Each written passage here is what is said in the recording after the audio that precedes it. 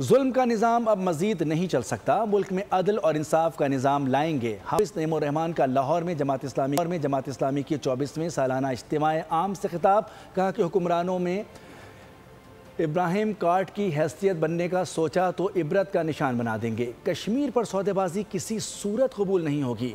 تفصیلات افضال عباسی کی رپورٹ میں۔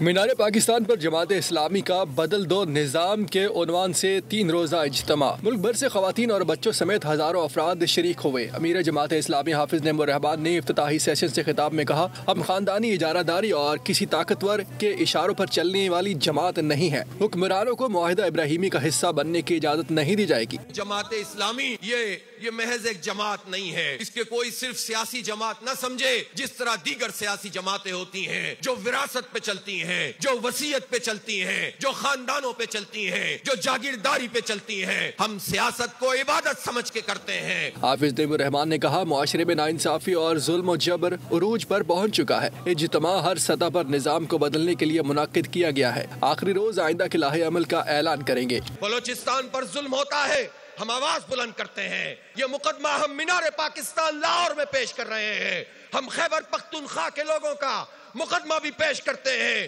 ہم ہر جگہ جہاں پر ظلم ہے اور پریشانی ہے وہاں کا مقدمہ لڑیں گے۔ اجتماع میں آج بین الاقوامی سیشن میں 150 کے قریب غیر ملکی مندوبین شریک ہوں گے۔ اجتماع میں مختلف ایکٹیویٹیز، سیاسی اور سماجی تبصرے بھی کیے جائیں گے۔ سبسکرائب کریں اور بیل دبائیں تاکہ کوئی خبر رہ نہ جائے۔